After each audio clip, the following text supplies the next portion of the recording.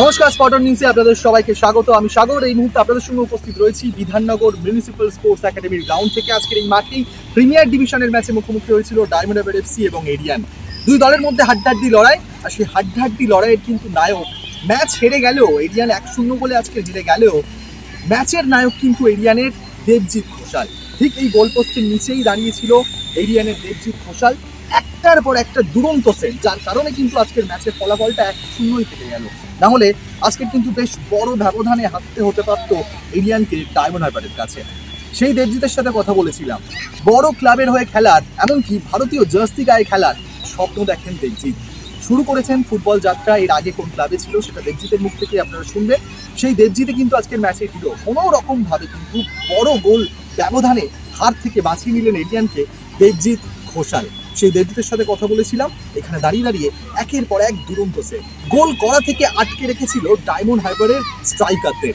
কি বলছেন দেবজিৎ ঘোষাল, সেটাই আপনারা একবার শুনুন। দেবজিৎ, আজকের ডায়মন্ডের বিরুদ্ধে তোমাদের ম্যাচ ছিল, আর সেই ম্যাচে প্রায় বেশ অনেকগুলো গোল হতে পারতো, কিন্তু তুমি একদম চীনের প্রাচীরের মতন দাঁড়িয়েছিলে এরিয়ানের গোল পোস্টে, আর একের পর এক দুরন্ত সেভ। কিন্তু পেনাল্টি থেকে একটা গোল হলো, ক্লিন শিটটা রাখা হলো না।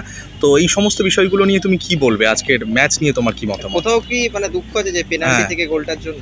অবশ্যই দুঃখ তো আছে। আমরা অন্তত তো একটা পয়েন্ট আজকের ম্যাচ থেকে পেতেই পারতাম, আমরা একটা পয়েন্ট পেলাম না, এটা একটা খারাপ লাগা থেকেই যাচ্ছে। কিন্তু একটা কথা বলতে চাই, আমি জানি না, আমি রেফারিংয়ের দোষ দিচ্ছি না, আমি ভিডিওতে দেখতে চাই। তবে আমার যেটুকু মনে হচ্ছে, আমি বলেই ঝাঁপিয়েছি আর রাহুল এসে আমাকে মেরেছে। আমার হাতেও দাগ হয়ে গেছে, স্টাডের দাগ হয়ে রয়েছে, দেখতে পাবে। আমি ঝাঁপালাম। বড় টিমগুলো এই ফেসিলিটি পায়, কলকাতা ময়দানে হয়ে আসছে, তো সেটাই হয়েছে। এটাই ভাবছি, আমাদের কপালে ছিল না পয়েন্ট, কিন্তু এক পয়েন্ট পেতে পারলে ভালো লাগতো। দেবজিৎ, আজকে সত্যি তোমার পারফরমেন্স প্রশংসনীয়। একের পর এক আমরাই দেখলাম দুরন্ত সেভ করলে, এরিয়ানকে প্রায় বহু গোল খাওয়া থেকে তুমি বাঁচিয়ে নিলে। কিন্তু যদি ভবিষ্যতের পরিকল্পনার কথা আমরা জিজ্ঞেস করি, তোমার ভবিষ্যতের পরিকল্পনা কি? আপাতত এরিয়ানকে নিয়ে এগোচ্ছ, তারপরে কি পরিকল্পনা?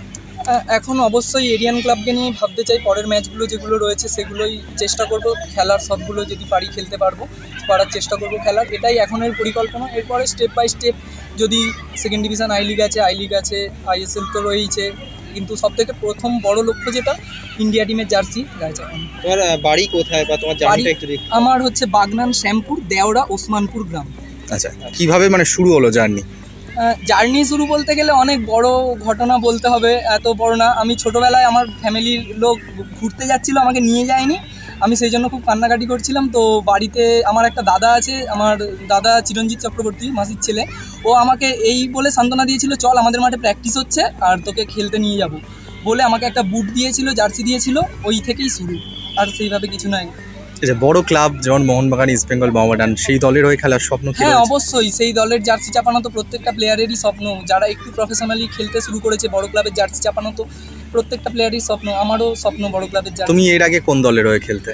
আমি ফার্স্ট ডিভিশন খেলেছি 4-5 বছরের মতো। তালতলা একতা সঙ্গে ছিলাম 3-4 বছর। খোকা স্যারকে অনেক ধন্যবাদ দিতে চাই। লাস্ট ইয়ার আমি পোর্ট ট্রাস্টে ছিলাম, ক্যালকাটা পোর্ট ট্রাস্টে। এই বছর রাজদীপ স্যারকে, রঘু স্যারকে ধন্যবাদ দিতে চাই, কারণ আমাকে ট্রায়াল থেকেই নিয়েছিলেন।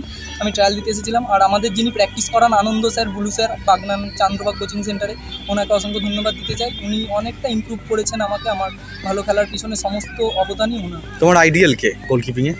Peter Cech. কোপা চলছে, ইউরো চলছে, সেক্ষেত্রে যে সমস্ত গোলকিপাররা আছেন, আমরা দেখেছি মার্টিনেজের সেভ সেমিফাইনালে, সেক্ষেত্রে কি সেরকম কাউকে চোখে পড়ছে বা কাকে এগিয়ে রাখছো অ্যাজ আ ফুটবলার হিসেবে? না, ওনাদেরকে নিয়ে কথা বলার মতো আমি এখনো বলিনি।